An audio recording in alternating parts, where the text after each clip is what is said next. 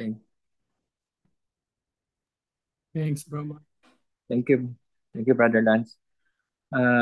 Magandang hapon mga kasama.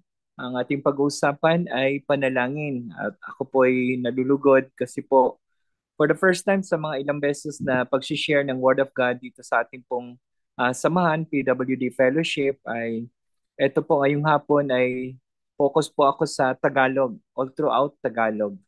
So I believe mas madaling maunawaan kung tayo po ay gagamit ng ating native tongue, ating pong pananagalog. Naway pangunahan tayo ni God at siya po ay mapurihan sa ating pag-uusapan. So basically ito po ay teaching, iikot ang ating pag-uusap patungkol po sa panalangin, prayer. At kung tayo po ay mabigyan ng pagkakataon kung sakali, ano po, bilang introduction, na makausap natin si President Bongbong Marcos, ano kayang sasabihin mo sa kanya? Ituloy kaya papa-impeach kay Sara Duterte? O kaya mga personal natin na mga kahilingan sa Pangulo? Pahalagan mo kaya ang opportunity na makausap mo ang ating presidente? And of course, magiging excited ka po. Presidente ng Pilipinas ang makakausap mo. Pero sa ating pong pakikipag-usap sa Diyos, yung pagkakataon na ating pong makaniig ang Diyos, pahalagahan mo rin ba ito? Aware ba tayo na higit na mas makapangyarihan ang manlilikha ng buong universe ang ating pong kausap? At tayo po ay mayroong hotline sa Kanya, direkta sa ating pong Diyos through sa panalangin. Subalit marami sa atin ang hindi nararanasan ang pagpapalang nagmumula sa opportunity ito dahil minsan nakakalimutan natin, masakit mang isipin, hindi tayo minsan consistent, hindi para mahusgahan. Tayo ay pinapaalalahanan lamang na baka tayo minsan ay nakakalimot sa panalangin. Baka ang iba ay pwedeng manghinawa dahil paulit-ulit ang ating hiningi, parang walang nagbabago. Kapatid, unahan na kita sa puntong ito hanggang sa pinakadulo ng ating pong pag-usap. Huwag po tayong tumigil sa pananalangin. Bago tayo magpatuloy, atin po natin pag-usapan yung mga katotohanan, facts po, tungkol po sa panalangin, based po sa Bible. Ayon po sa Biblia, ano nga ba itong pananalangin? Ang panalangin ay personal na pakikipag-usap sa Diyos. So, ang panalangin, hindi ito yung tipong akala natin na parang, of course, dapat seryoso sapagkat ang ating kausap ay isang banal dakilang Diyos. Pero ito ay simpleng komunikasyon. Parang tayo, ako nagsasalita, nakikinig ka. So para tayong nag-uusap, ganun din naman ang panalangin. Isang uri ng pakikipag-usap sa Diyos. Ano po? At ayon po sa Mateo 6:9, ganito kayong manalangin, Ama naming nasa langit, sambahin ang nawa ang iyong pangalan. Ang ibig pong sabahin niyan, basahin ko na lamang po. Pwede niyo akong sabayan. Ang panalangin ay ating paraan ng pakikipag-usap sa Kanya, sa ating Diyos. Ito ay ating personal na pakikipag-ugnayan. Ipinapahiwatig ng salitang Ama naming nasa langit na dakila at banal ang Diyos kasi yung salitang nasa langit sa mga tuwid, ang ating Diyos ay dakila. Subalit mapagmahal at personal din siya kasi binanggit po yung Ama namin. Maaari natin siyang tawaging Ama. Nagpapahiwatig ito ng ating pagiging malapit natin sa Kanya. So ang ating pong kausap ay isang Diyos, but at the same time, ang Diyos po natin ay siya po nating Ama. So malapit, ano po, kung paano ka makipag-usap sa iyong kapatid, sa iyong nanay, sa iyong tatay, ang iyong kausap din po ay isang ama, isang Diyos. At ang Diyos sa kanyang panig sa awit 81:13, ang tangi kong hangad sana ako'y sundin. So ang pinaka marubdob na gusto ng Diyos ay tayo i-consider natin palagi siya. Ang talatang ito ay nagpapakita ng mataimtim na pagnanais ng Diyos na makinig ang kanyang mga tao. Makinig tayo sa kanya. Madalas iniisip natin na ang panalangin ay paghiling sa Diyos. Di ba? Madalas, parang ang tingin natin sa panalangin parang katulad ng ATM. Pag may kailangan lang tayo, pupunta sa ATM machine para mag-withdraw. Minsan, ang tingin lang natin sa Diyos ay isang genie. Ika nga, pag may request, yung paghimas sa lampara ay parang panalangin paghingi. So para minsan, kung kailan lang tayo may kailangan, saka tayo lumalapit sa Kanya. Ngunit higit pa dyan ang pananalangin. Importante na makinig din tayo sa Diyos at hayaan siya na kausapin tayo. Pwede kasing may sinasabi din sa iyo ang Diyos habang ikaw ay nananalangin. Hindi ko sinasabing literal na pag tayo nagpipray, eh biglang may magsasalita. Halimbawa ako, sabi ni Lord, Angel, ito ang sinasabi ko sa iyo. Abay, pati ako, medyo magugulat din dyan kung may audible voice, kung may marinig akong boses. Pero minsan kailangan din natin mag-pause.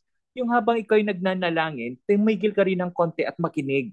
Kasi naniniwala ako, ang communication effective ay kung may two-way na daloy ng komunikasyon. Halimbawa, nagkataon lang, ngayon po ako ang tagapagsalita, medyo one way. Pero sa mamaya sa ating discussion question, so may tanong, may sagot, so two-way. Ganun din ang gusto ng Diyos. Na sa ating pong pakikipag-usap sa Kanya, post din tayo. Huwag lang natin marinig yung sarili natin. Makinig din tayo sa Diyos dahil sumasagot din ang Diyos. Kasi gusto niya nga na tayo pa ay makaniig, makausap. But of course, ang Diyos pa ay may iba pang paraan bukod sa kanyang pagbibigay ng kanyang pong sa ating pong kaisipan, yung kanyang gustong sabihin, pumapasok sa ating isip. Minsan nga, napagkakamala natin eh. Mukhang ako lang yata nakaisip nun. Pwede rin po, hanggat ang kaisipan ay nagbibigay ng kapayapaan, ano po, ng calmness. Malaki ang posibilidad. Ito ay salita ng Diyos para sa iyo. So makinig tayo. But of course, ang Diyos nagsasalita din ng sa paraang pagbabasa natin ng kanyang ng Bible po, ng kanyang salita. Kaya minsan, yung pagdadasal at pagbabasa ng Bible ay dapat pareho natin talagang ginagawa. Para pag tayo nananalangin, madalas tayo nagsasalita, pero pagbasa ng Bible, si God naman po ang nagsasalita. And of course, ang Diyos din ay nagsasalita sa pamagitan ng pakikinig natin sa mga pagtuturo ng mga pastor, sa church, o minsan sa maganitong pagkakataon. Ang Diyos ay nagbibigay din ng kanyang mensahe through this. So, kailangan lang nating maging sensitibo sa ating pong pakikinig sa kanyang kalooban. Pangalawa po, ang panalangin ay nakakatulong upang lumalim ang ating personal na relasyon sa Diyos. Sabi nga po sa mga awit 27:8, nang sabihin mo Yahweh, lumapit ka sa akin, sagot ko'y, nariyan na ako at kita'y sasambahin. Sabi din po sa awit 84 verse 2, nasasabik ang lingkod mo, na sa templo ay pumasok ang buong pagkatao'y umaawit na may lugod. Sa masayang pag-awit ko, pinupuring buhay na Diyos. So bilang ating mapagmahal na Ama, ikinalulugod ng Diyos na ibigay sa atin ang mga bagay na hinihiling natin sa Kanya. Of course, di ba ang tatay natin, pag may hiningi tayo at ikakaligaya natin, yung ating pong tatay dito sa lupa, ay sadya namang binibigay niya ang kasagutan. Subalit, ang tunay na layunin ng Diyos sa ating pong pakikipag-ugnayan sa Kanya, yung privilege, yung pribilehiyo na tayo po ay makipag-usap sa Kanya, ay yung palalimin ang ating relasyon sa Kanya. Gaya ng isang anak sa kanyang ama. Ibig sabihin, halimbawa, kung tayo po ay totoong magkaibigan, kung madalas po tayo nag-uusap, mas lalo pong umiigting, lumalalim ang ating samahan, ang ating relasyon, ang ating ugnayan. Kasi po, pag palagi nag-uusap, nadidevelop. Ika nga, sa wika pong praktikal, more communication, deeper the relationship.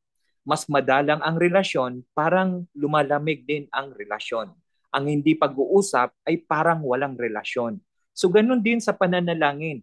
Ang madalas mong pakikipag-usap sa Diyos, pananalangin, ay pagtatatag, pagpapalakas ng relasyon mo sa Diyos. Siyempre, kailangan natin yon. So mas tumatagal at dumadalas ang pakikipag-ugnayan sa Diyos, ay mas lumalalim din ang ating relasyon sa Kanya. So the more you pray, the more that you see God, the more na nakikilala mo ang Diyos. Pangatlo, ayon sa Biblia, ipinapakita ng panalangin ng ating buong pagtitiwala sa Diyos. Siyempre, kung tayo po ay nagtitiwala sa Diyos, tayo po ay mananawagan sa Kanya, tatawag sa Kanya, mananalangin sa Kanya. Sabi sa awit 62 verse 8, mga kababayan, sa lahat ng oras, magtiwala sa Diyos. Sa Kanya ilagak ang inyong pasaning ngayoy dinaranas. Siya ang kublihang may dulot na lunas. Amen or Selah. Ano po? So, sa panalangin po, mas naiintindihan natin kung ano at sino tayo kumpara sa Diyos.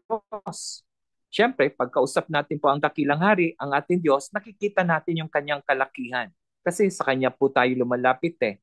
Nakikita natin ang ating kahinaan, yung kakulangan natin, mga limitasyon at mga kabiguan natin. Sa atin sa perspektibo na kung ano maaari niyang gawin sa buhay natin at sa buhay ng mga tao sa ating paligid. Nakikita natin yung power, yung kapangyarihan ng Diyos, kalakihan ng Diyos para sa ating ikakabuti at sa kanyang kalwalhatian. Sa tuwing mananalangin tayo sa kanya, pinapakita nito ang pagdepende natin sa kanya.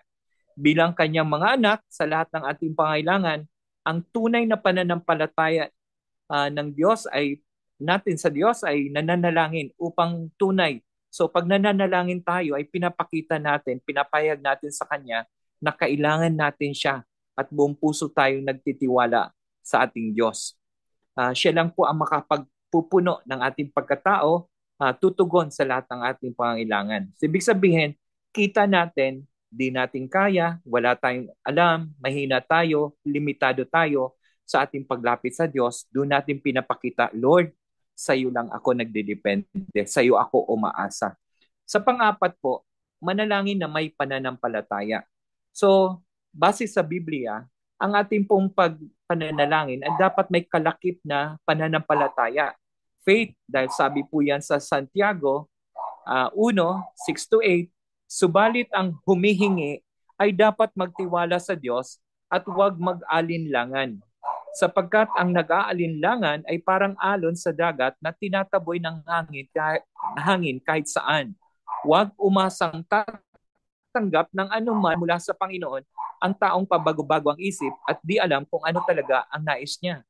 So ang pananalangin ay nagpapakita na dapat tayo po ay manampalataya na kung ano mang hilingin natin ayon po sa kanyang kalooban, ito ay pwedeng ibigay po sa atin. Sabi din sa Mateo 21:22, ano mang hingin ninyo sa panalangin ay tatanggapin ninyo kung nananalig kayo. Mahalaga ang pananampalataya sa ating buhay Kristiyano. Ang pananampalataya ay ang pagkakaroon ng katiyakan sa ating inaasahan. Yung para bang pag sinabing faith, di pa nangyayari pero alam mong magaganap. Yun po ang faith. At ang faith na yan ay kailangan kasama sa ating paghingi, sa ating panalangin. Ang pananampalataya ay pagtitiwala sa kapangyarihan, karunungan, pagmamahal at kabutihan ng Diyos. Minsan naituro na-share ko sa inyo what really matters most, ang pinakamahalaga daw sa ating buhay, yung malaman natin na ang Diyos po ay makapangyarihan. God siya. But of course, ang Diyos natin po ay mapagmahal. Mahal niya tayo. At of course, ang Diyos ay mabuti. Ibig sabihin, ang hangad ng Diyos, tayo po ay mapabuti. At kung minsan akala natin na hindi, nahirapan tayo, nasasaktan, hindi pa natin alam kung ano ang dulo sa ginagawa ng Diyos. Basta ang pagtitiwala sa Diyos, ang ating pong ipakita na mabuti po ang kanyang layunin sa ating buhay. Magtiwala lang po tayo sa Diyos. Manampalataya tayo sa bandang dulo, everything will work together for our own good. Lahat ay maglalakip-lakip para sa ating kabutihan. Ang Diyos ay may kakayahang makagawa ng kamangha-manghang bagay bilang pagtugon sa panalangin na inihahandog na may pananampalataya sa Kanya. So iba po yung prayer na may kalakip na pananampalataya. Ang laki ng chance na tayo po ay sasagutin ng Diyos. Manalangin tayo ayon sa kalooban ng Diyos. So according to the Bible, ang isang magandang pananalangin ay dapat nakabase sa kung ano ang gusto kalooban ng Diyos. Sabi sa unang Juan 5:14-15, hindi tayo nag-aatubiling lumapit sa Kanya dahil alam nating ibibigay niya anumang hingin natin kung ito'y naaayon sa Kanyang kalooban. At dahil alam nating pinapakinggan niya tayo, alam din naman nating binibigay niya ang bawat hinihiling natin sa Kanya. So sa makatwid, ang kalooban ng Diyos sa ating buhay ay laging para sa ating ikakabuti. Nasabi ko yan sa inyo kanina. Lagi niyang pinapatupad ang kanyang kalooban at layunin. Kasi nga yung salitang sovereignty, yung pagiging Diyos niya, siya pa rin po nakakaalam ng lahat at siya ang masusunod. So dapat matupad ang kanyang kalooban at layunin. Bilang mga mananampalataya ng Diyos, layunin natin na alamin ang kanyang kalooban at layunin para sa ating mga buhay. Napansin ko lang ano po, sa madalas nating pakikipag-usap sa Diyos, di ba tayo po ini-encourage na tuloy-tuloy, dalasan mo para mas lalong nating makikilala ang Diyos. At madalas din dapat tayo nagbabasa ng Bible. Ang aking pagkaunawa, doon po sa nababasa ko doon sa Romans 12:2, do not be transformed to the pattern of this world. Huwag daw po tayo makiayon sa takbo ng mundong ito. But be transformed. Tayo daw ay po ay magpanibagong isip. Ano po? By renewing of our mind, sa pagpapalit ng ating kaisipan. At sa pagbabago ng ating kaisipan, I believe nangyayari yan kung tayo po ay madalas kausap natin ng Diyos at madalas tayo nagbabasa ng Bible. Para po masumpungan natin kung ano ang ganap, tama, perfect, good na will ni God. So kung gusto nating malaman kung anong kalooban ng Diyos sa atin, the more that we pray, the more that we read the Bible, kumbaga bandang dulo, naalala ko po ito mga kasama, minsan daw sa ating pong pananalangin, makulit tayo, madalas tayong humihingi. Bandang huli, hindi tayo bandang huli na nangungulit para kumbinsihin, para masunod tayo. Bandang dulo, kaya tayo madalas na nagpe-pray, para bandang dulo ay makinig tayo sa kung ano ang gusto ng Diyos sa buhay natin. Minsan ang prayer natin, Lord, ito ang gusto ko, ito ang gusto ko. Pero sa pag madalas ka na nagpe-pray, mapapansin mo, bandang dulo, ang pinagpe-pray mo na, Lord, kung anong gusto mo, kung ano ang kalooban mo. So, ibig sabihin, ang prayer ay hindi para makinig ang Diyos sa atin. Ang prayer ay para matuto tayong makinig sa Diyos. Ano po? Siya lamang ang nakakaalam kung ano ang mas nakakabuti sa atin. Kapag sinabi natin na mangyari nawa ang kalooban ng Diyos sa ating buhay, ibig sabihin din nito na isinusuko rin natin sa Diyos ang ating mga nais na mangyari. Dahil nagtitiwala tayo na higit na marunong ang Diyos, gaya ng ginawa ni Jesus sa Gethsemane. Naalala niyo po ba yon? Na ang Diyos, si God, si Jesus, diba? Alam naman niya po ang mga mangyayari sa mga susunod na araw sa kanyang buhay. At bilang katawang tao, in flesh, ay pwedeng natakot si Jesus Christ at kanyang hiningi na remove the cup from me, na wag pahintulutan na mangyari yung mga susunod na pangyayari, na ipako siya sa krus, na siya mamamatay sa krus. Pero bandang dulo, anong sinabi niya? Not my will, but your will be done. Hindi kalooban ko, kundi kalooban mo ang siyang masusunod. So bandang dulo, sa ating panalangin madalas, sa dulo po ay babaguhin ang puso natin ng Diyos. At ang panalangin nating sasabihin sa Kanya ay kung ano ang Kanyang kalooban. Kahit nga po hindi yun talaga ang hinihingi mo. Kasi bandang dulo, nagmamature tayo, nade-develop tayo, at nababago ang ating hinihingi sa Diyos. Sa dulo, ang ating hinihingi kung ano po ang Kanyang nais, Kanyang kalooban. Tuloy lang sa pananalangin. F. Ipinapakita ni Jesus kung paano gawing bahagi ng pang-araw-araw na pamumuhay ang panalangin. So sa ating pagbabasa ng Biblia, kung si Jesus Christ nga, si Jesus, ay madalas, halos araw-araw ay nagpe-pray, mas dapat tayo.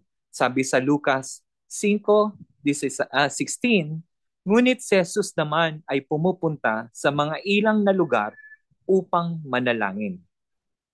Nananalangin si Jesus sa kanyang amang nasa langit nang walang patid na makikipagniig. So parang araw-araw ang Diyos, si Jesus ay nakikipag-usap sa Diyos Ama. Siya ay nananalangin bago siya magsimula sa kanyang pagmiministeryo. Madalas inilalaan niya ang kanyang oras sa panalangin bago magsimula ang araw. Kaya sa akin magandang pagpe-pray. Yung bagong gising tayo, ano po, yung ginagawa ni Jesus, oh. At ang mga mahalagang sandali ng kanyang ministeryo ay namamarkahan ng panahong inilalaan niya sa pananalangin.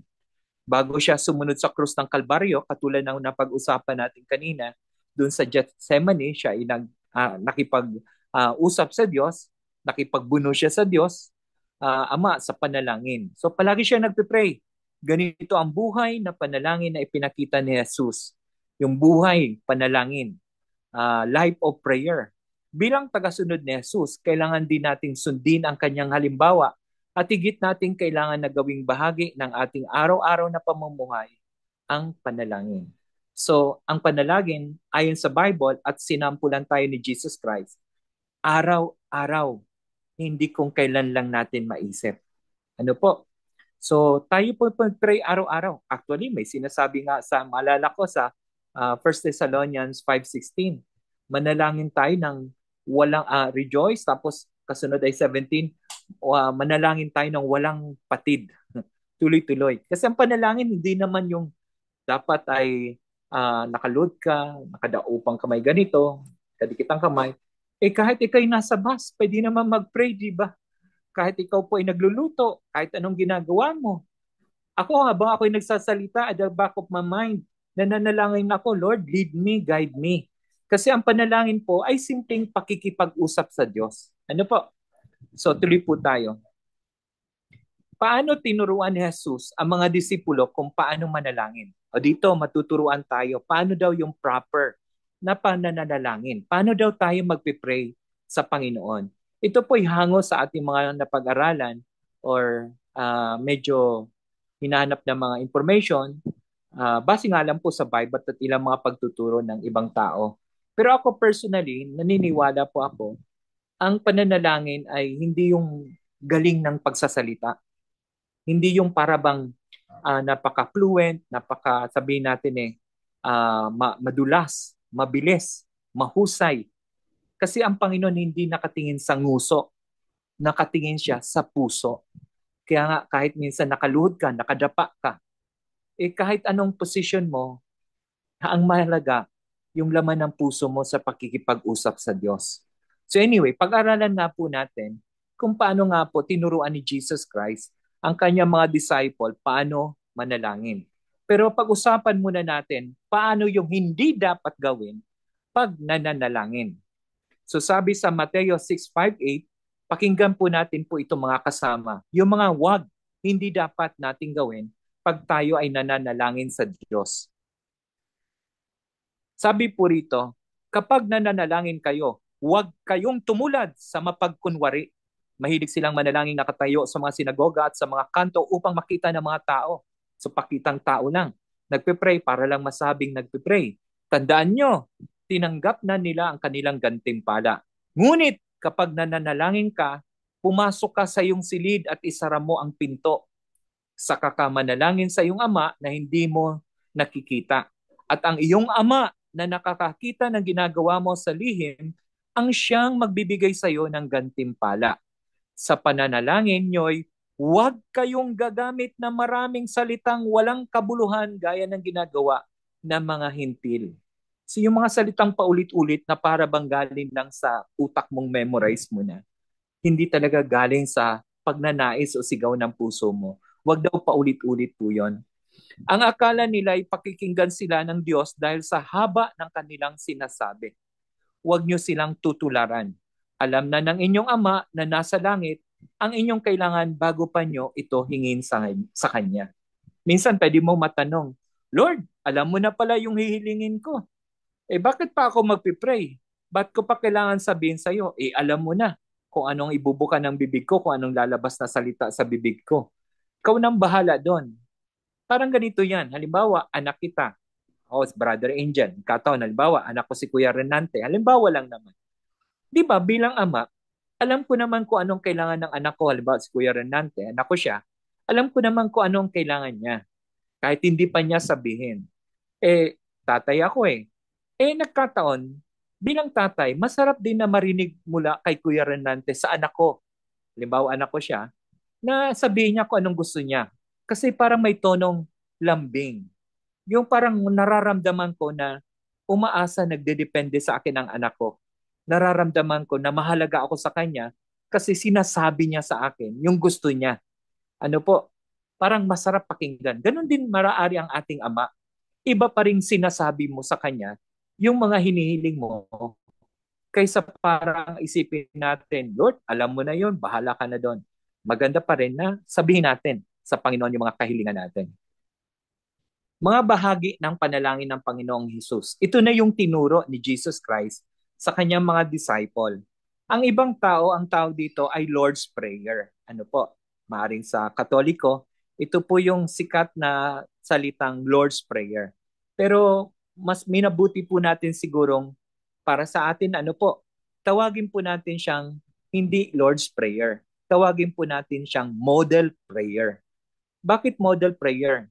Kasi itinuro ni Jesus para sa atin.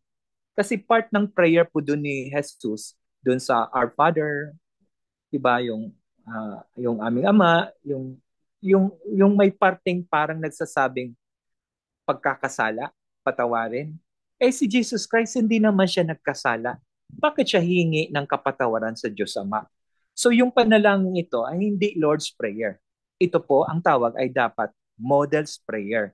Ito yung ating parang basihan, guide natin sa ating pananalangin na itinuro ni Jesus Christ sa mga disciple na para din naman po sa atin. Ito po ay may 5 bahagi. Isa-isahin po natin. Una po, sabi po sa Mateo 6:9, ganito kayo manalangin. Ama naming nasa langit, sambahin nawa ang iyong pangalan. So, ang first part ay papuri at pagsamba.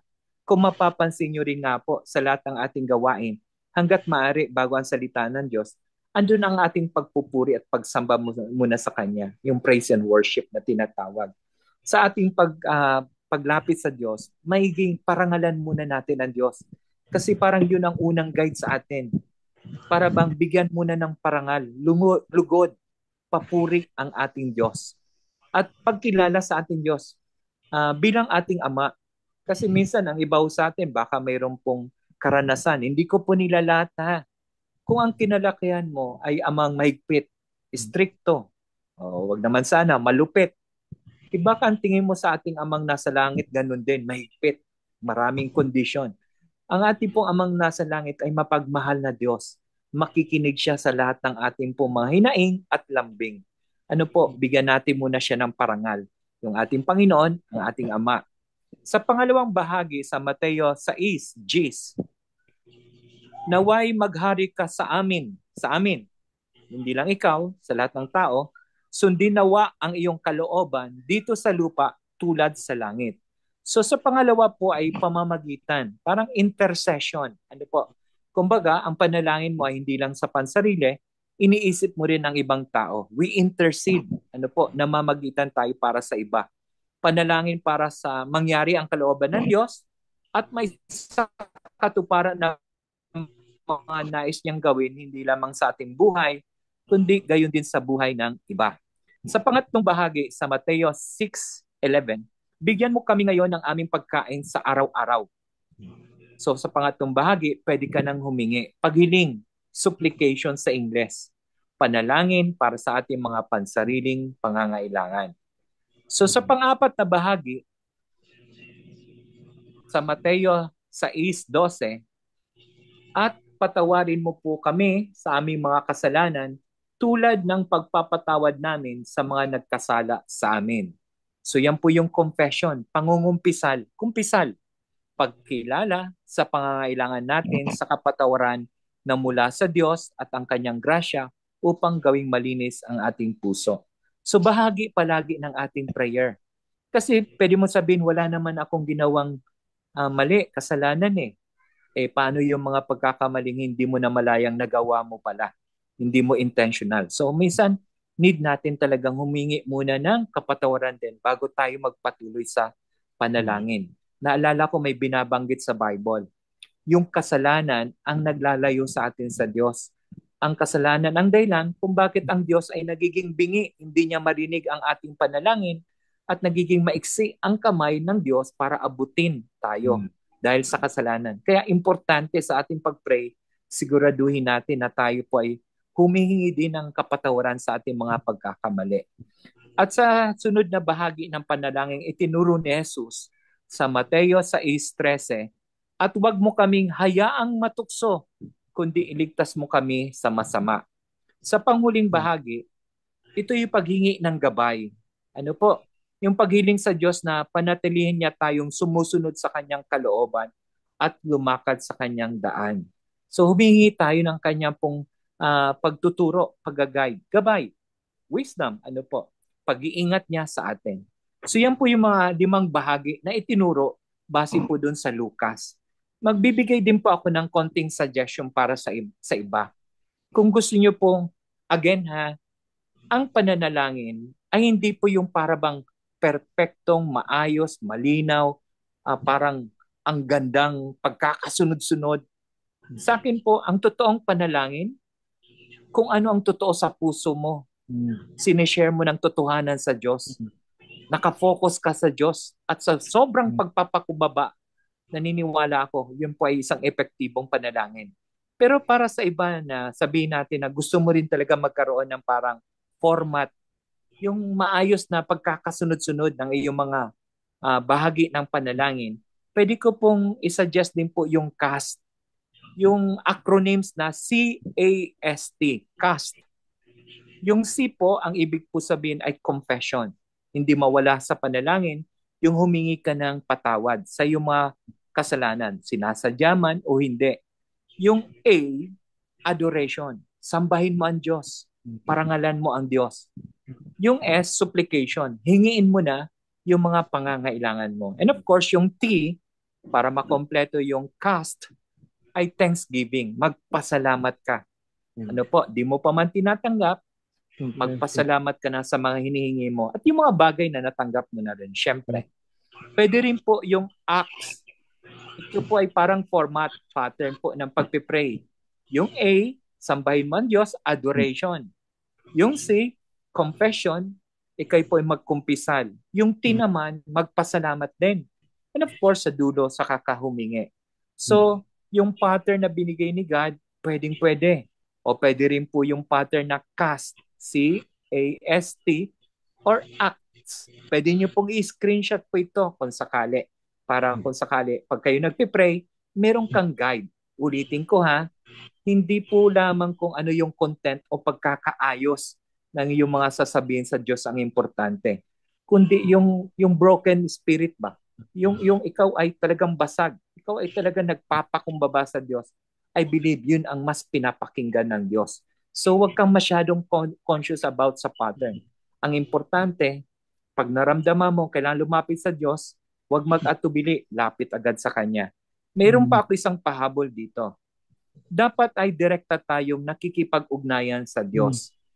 Mayroong pagkakataon na nagturo sa atin si Brother Lance na ipinagbabawal sa atin at kasalanan na tayo pa ay lumuhod, sumamba, manalangin sa mga Diyos-Diyosan, sa mga imahe. Ano po? Though we respect yung mga iba pong paniniwala ng ibang tao o ibang reliyon, maaaring may sarili silang paliwanag po doon, pero hanggat maaari sa ating tinuturo ngayon, isa po ang katotohanan base po sa unang Timoteo 2:5, sapagkat iisa ang Diyos at tanging si Jesucristo lamang ang taong tagapamagitan sa atin at sa Diyos.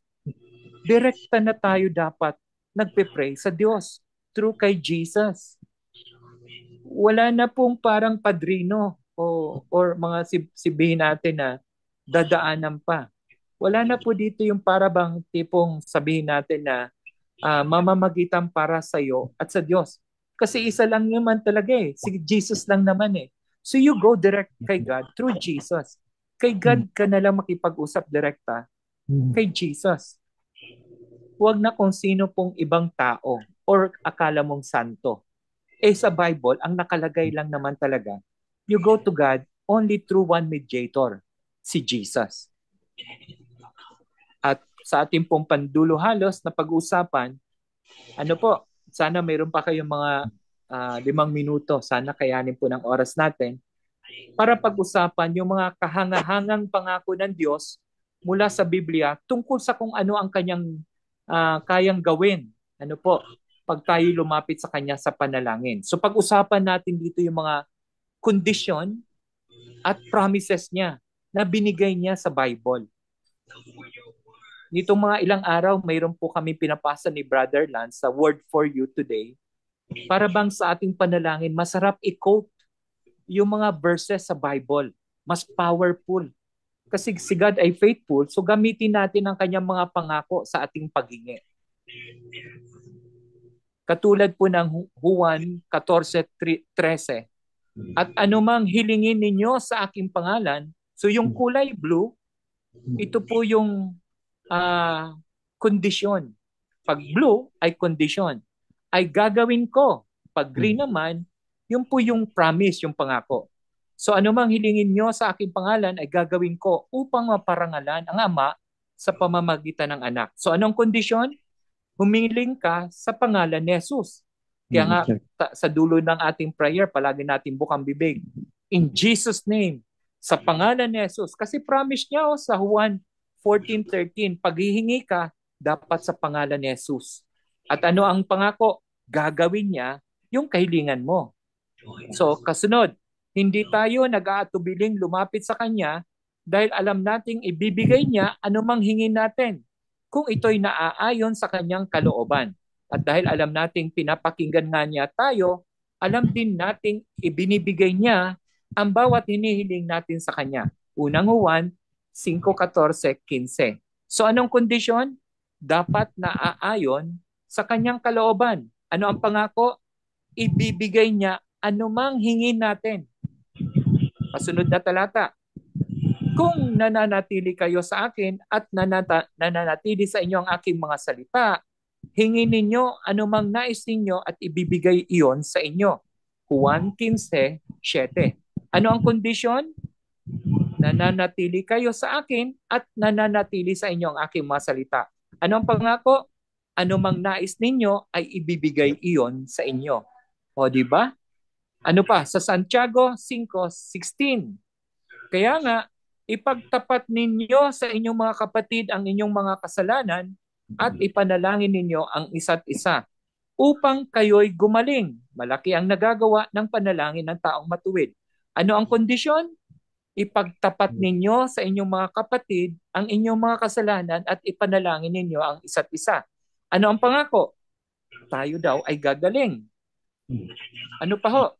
Sabi din po dito, huwag kayong mabalisa. Kondisyon po yon.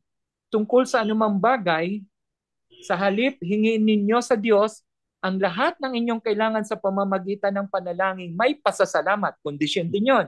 You pray with thanksgiving. At ang kapayapaan, ito po ang pangako. At ang kapayapaan ng Diyos na hindi kayang maunawa ng tao, ang siyang mag-iingat sa inyong puso at pag-iisip dahil sa inyong pakikipag-isa kay Kristo Jesus. Yan po ay sa Pilipos 4:6-7. Medyo mahaba po ito. Sabi po sa Lucas 11:5-10, kung hindi ko man po basahin ng kompleto, bigyan ko na lang kayo ng buod ng kwento. Ito po yung may bisitang kapitbahay na kumatok sa kapitbahay niyang kaibigan at humihingi po ng tinapay. Pero ayaw bumangon ng kapitbahay niya kasi nga alanganing oras na at natutulog na yung mga anak at asawa. So ayaw niyang tumayo kasi nagagambala siya. Pero bandang dulo, yung kapitbahay na iniistorbo ay tumayo. Hindi dahil sa kaibigan siya, kundi masyadong makulit. O andun po yung kulay blue, kondisyon. Pagpupumilit, makulit. Ano po? Kaya siya tumayo, hindi dahil sa kaibigan, kundi makulit. Nagpupumilit yung tao, kaya niya pinagbigyan ng tinapay. Basahin ko na po. Kaya't sinasabi ko sa inyo, humingi kayo at kayo'y bibigyan. Humanap kayo at kayo'y makakatagpo. Kumatok kayo at kayo'y pagbubuksan. Sapagkat ang bawat humihingi ay tatanggap, ang bawat humahanap ay makakatagpo, at ang bawat kumakatok ay pagbubuksan. Doon sa kwento po, dito may gustong iparating sa atin ng Diyos na huwag kang tumigil sa panalangin. Gamitin ko pang salita, pagpupumilit. Kumbaga, ang Diyos po, sinasabi dito, ay isang kaibigan. Di ba, friend tayo ni God? Friend natin si God. Pero dito sa kwento, isang friend na parang naobliga na pilitan lang. Kaibigan na naobliga dahil makulit yung kapitbahay. Ang Diyos natin ay mabuting kaibigan. Magiging masaya ang Diyos na ibigay sa ating kailangan. Ipakita natin ang ating pangungulit, pagpupumilit. Ano po? Meron pang isang kwento dito na hindi ko nabasahin po ang lahat. Ano po? Bigyan ko na lang kayo ng buod ng kwento. Ito po yung isang balo na makulit na humihingi ng katarungan sa isang hukom na walang takot sa Diyos. Sa sobrang kulit niya araw-araw, isang araw, sabi po ng hukom, ibibigay ko na ang katarungang hinihingi ng biyudang ito sapagkat lagi niya akong ginagambala at baka mainis pa ako sa kapupunta niya. At nagpatuloy ang Panginoon, pakinggan niyo ang sabi ng masamang hukom na iyon, Ngayon, ipagkakait kaya ng Diyos ang katarungan sa mga minamahal niya na dumaraing sa kanya araw-gabi? Sila kaya ipaghihintayin niya ng matagal? So ito'y parang pangungulit din. Bigla ko nga naisip pwede palang kulitin ang Diyos. Ano po? Ang, ang pinaka-message po dito, huwag kang tumigil sa panalangin. Pwedeng sagutin ni God yun sa kanyang tamang panahon na lamang. Ano ang condition doon? Ang condition doon, lagi niya akong ginagambala. Ano ang pangako? Ibibigay ko na ang katarungang hinihingi niya. So parang nakulitan yung bad na hukom. Pero ang ating Diyos ay hindi po siya bad na judge. Siya ay mabuting judge. Just na judge. So pakikinggan niya rin po tayo. So ang pinaka-lesson po doon, huwag kang susuko sa panalangin. Pero mga kaibigan, para sa aking huling slide, may pahabol po ako sa inyo. Do ang pinakahuling slide po ay yung discussion question. Pasasalamat at papuri. At papuri.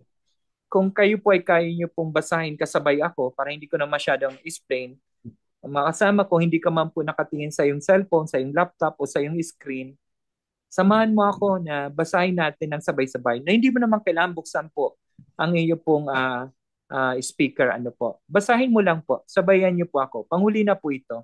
Kasi minsan ang tanong natin, Lord, ang tagal ko nang nananalangin. Ba't wala pa rin? Lord, ano ba talaga? So, ito po ay panapos ng ating pag-uusap tungkol sa panalangin. Sabayan niyo po ako. Kapag ang Diyos ay nagsasabi ng hindi o maghintay, I hope kasabay ko kayong nagbabasa kasi hindi ko na kailangang ipaliwanag ng gusto to. Ulitin ko po. Kapag ang Diyos, sabayan niyo po ako, ay nagsasabi ng hindi o maghintay, tayo ay magbigay papuri sa Kanya. Sa umpisa pa lang ay magpasalamat na sa Kanya. Ang mapursiging pananalangin ay nagsasabing, ako ay patuloy na mananalangin hanggang sasagutin ng Diyos ang aking dasal o sabihin niya sa akin na huminto na sa pagdarasal. Ano man ang kanyang sagot, pupurihin at pasasalamatan ko siya. Tuloy natin ang pagbasa. Ang Diyos ay nagsasabi sa kanyang mga tao kung kailan dapat tumigil sa pagdarasal. Sinabi ng Diyos kay Pablo na huminto ayon sa unang Korinto 12:7 hanggang 8. Kung maalala niyo po sa wikang Ingles, ang naalala kong 2 Corinthians 12:9, He said to me, my grace is sufficient for you, for my power is made perfect in weakness. Therefore, I will boast the more gladly about my weaknesses so that Christ's power may rest upon me. Kumbaga, makulit si Pablo. Paulit-ulit siyang nananalangin. Tuloy natin pagbasa. Paulit-ulit siyang nananalangin sa Diyos na alisin ang tinik sa laman. Isang pisikal na karamdaman. Siya ay nasa pisikal na paghihirap. Si Pablo nanalangin makulit. Pero pinahinto siya ni God kahit nahirapan siya. Tuloy natin ang pagbasa hanggang sa dulo. Hahayaan ng Diyos ang ating pisikal na paghihirap para sa paghubog ng ating pagkatao. Ang Diyos ay higit na nagmamalasakit sa ating walang hanggang kabutihan kaysa ating pisikal na kaginhawaan. Pinahihintulutan ng Diyos na si Pablo ay dumanas ng sakit upang pigilan siya sa pagtataas ng kanyang sarili. Para sa Diyos, ang pagpapakumbaba ay isang malaking pagpapala kaysa pisikal na kaginhawaan. Kapalit ng pisikal na sakit, binigyan si Pablo ng Diyos ng biyaya at kapangyarihan. Magtiwala sa Diyos, huwag kang susuko sa panalangin. Bigyan niyo rin ako ng konting pagkakataon lang na magdagdag ng konting paliwanag. Huwag tayong tumigil sa pananalangin, mga kasama, hanggat hindi tayo sinasagot ng Diyos. Hanggat patuloy tayong nananalangin, ang Diyos pa rin ang gagawa ng paraan na ang panalangin na yan ay pwedeng magbago na sa dulo. Kung anong gusto niya, yun ang ipagpapray natin. Lord, let your will be done. At patuloy pa rin kitang sasambahin. Patuloy kitang pasasalamatan. Tayo po ay manalangin. Lord, maraming salamat po, Panginoon, sa pagkakataon. Sa buhay, marami kaming pagtitiis, paghihirap, Marami po kami minsan na gustong isuko, gustong sumuko. Pero Panginoon, kayo po ang aming pong lakas. Lord, kayo po ang aming pag-asa. Lord, sa mga pagkakataon na kami po ay nanghihina, nanghihinawa. Sa mga panahon kami po ay nagpapanik, natatakot, natataranta. Patawarin niyo po kami, Panginoon. Tulungan niyo po kami, Banal na Espiritu, na patuloy kami magtiwala, maniwala sa inyo. Hindi niyo kami pababayaan. Na kaya namin ang lahat base po sa inyong lakas na binibigay sa amin through Jesus Christ. Lord, tulungan niyo po kami na maging matatag. Sustain us, Panginoon. Tulungan niyo kami magpatuloy. At habang kami po ay naghihintay sa iyong kasagutan, gamitin niyo po ang aming mga buhay upang makapaglingkod kami sa inyo sa pamagitan, Panginoon, ng paglilingkod sa aming mga kapwa. Lord, patuloy niyo kami tulungan maging humble, Panginoon. Wala kami maipagmamalaki sa inyo. Sa aming mga dinaranas na mga disability, mga sakit, karamdaman, salamat na lalo kaming nagdidepende sa inyo, lalo kaming nagpapakumbaba sa inyo, lalo kaming umaasa sa inyo, lalo kaming napapalapit sa inyo, Lord God. Tulungan niyo lang po kami palagi, ingatan at samahan kasama aming mga mahal sa buhay. Salamat po. Pagpalain niyo po ang aming discussion question hanggang po matapos po ang aming programa. Be glorified. Ito po ang aming panalangin sa pangalan ni Jesus. Amen. Mga kasama, ito po ang ating discussion question. Kuya Mark, kindly screenshot na lang po para po ma-share mamaya. Salamat po. Yes, yes. Thank Thank you. you, Thank Kuya you, Angel. Angel. Screenshot ko na lang. Wait lang po. Ayan, so thank you, Kuya Angel. Praise God.